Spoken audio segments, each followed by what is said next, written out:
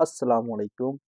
आज की वीडियो में हम बात करेंगे होलसेल वर्सेस प्राइवेट लेबल। ठीक है, ये दो मॉडल्स है जो इस टाइम पे अमेज़न के ऊपर बहुत ही ज़्यादा ट्रेंडिंग में जा रहे हैं। ठीक है, तो इनमें से कौन सा मॉडल बेस्ट है, किसके ऊपर काम करना चाहिए, किसके ऊपर काम नहीं करना चाहिए।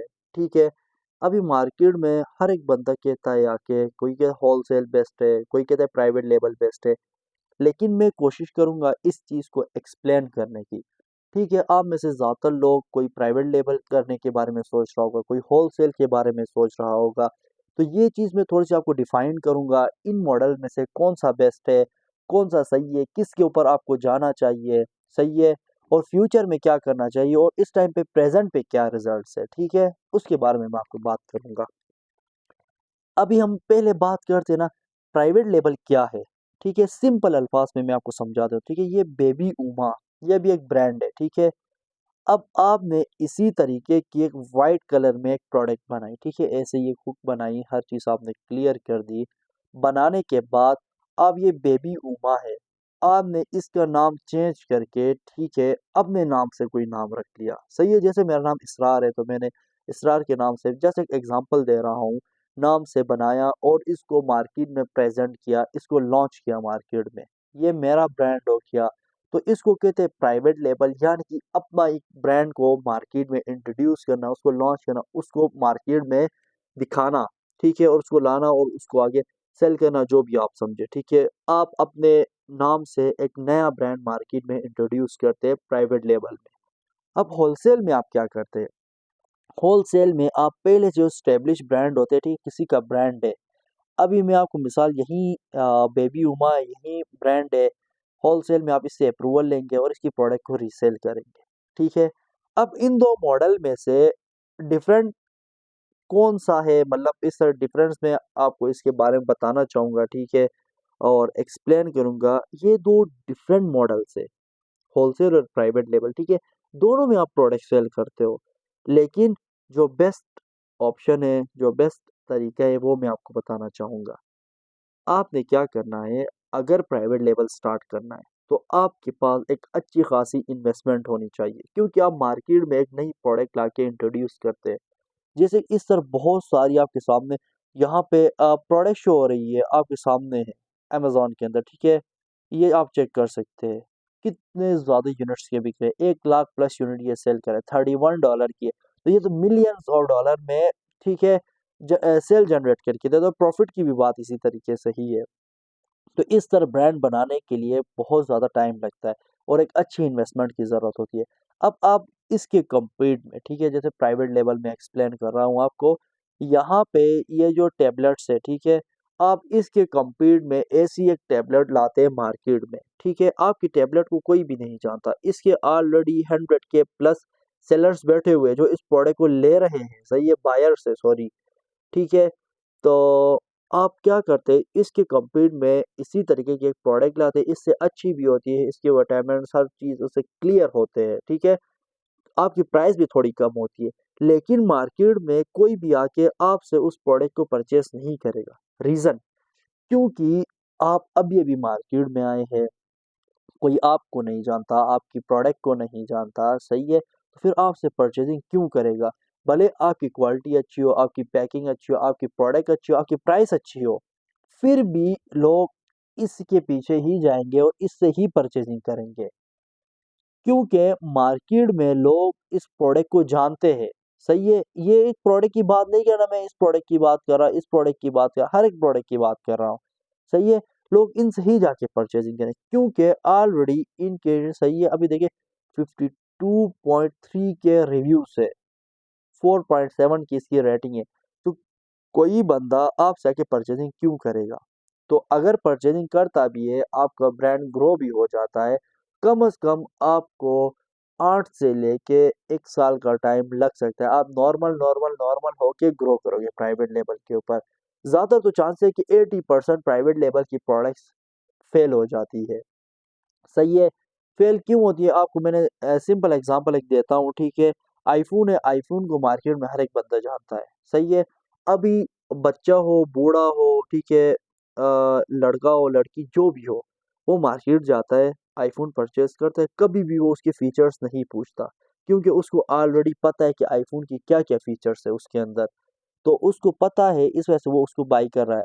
उसके कंपेयर में मिसाल दे रहा हूँ, सैमसंग एग्जिस्ट ही नहीं करता। आप सैमसंग मोबाइल को लाते हो, उसको लॉन्च करते हो, हर चीज़ आपकी बेटर है उससे, ठीक है, क्वालिटी हर चीज़, प्राइस भी सही है, हर चीज़ क्लियर, कैमरा हर चीज़ बेस्ट है, बैटरी भी।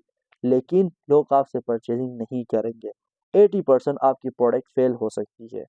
अगर प्रोडक्ट चल भी जाती है आपकी, एक दो बंदे आके परचेजिंग कर, 100 बंदे 500 बंदे परचेजिंग आपकी प्रोडक्ट करना स्टार्ट कर लेते हैं, सही है, तो धीरे धीरे धीरे धीरे आपका जो ब्रांड है वो ग्रो करेगा।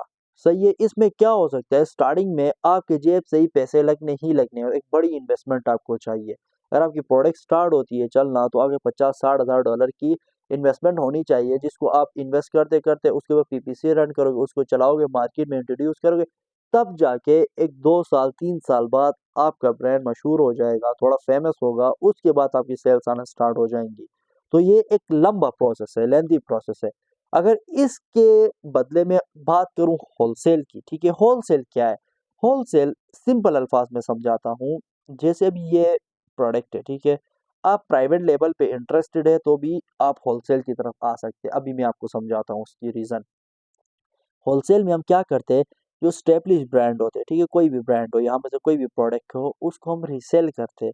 अब मैं आपको एक एग्जांपल देता हूँ, ये वाली एक टेबलेट है, ठीक है, इसके पास होलसेल में आप जाते हैं, इसको मेल करते हैं, ठीक है, कि मैं आपके प्रोडक्ट के ऊपर इंटरेस्टेड हूँ, मैं आपकी प्रोडक्ट को रीसेल करना चाहता हूँ।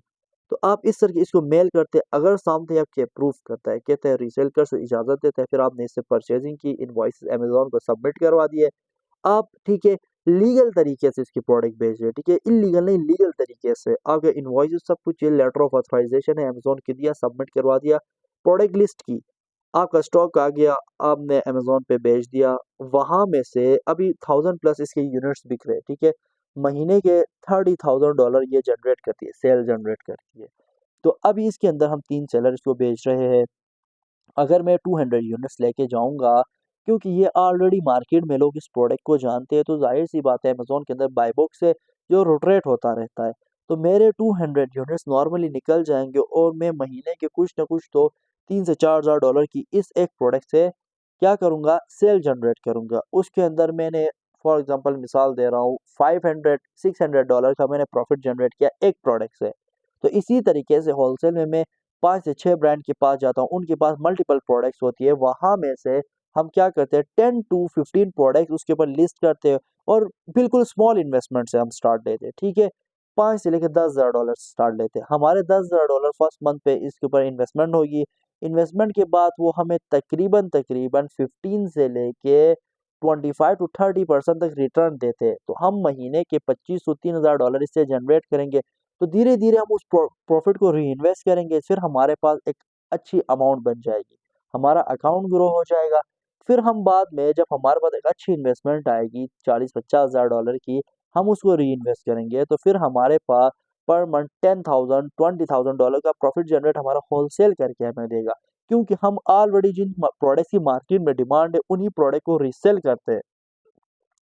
तो इस वजह से हमें कोई पीपीसी रन नहीं करनी है, कोई हमारा खर्चा इसके ऊपर नहीं लगना है।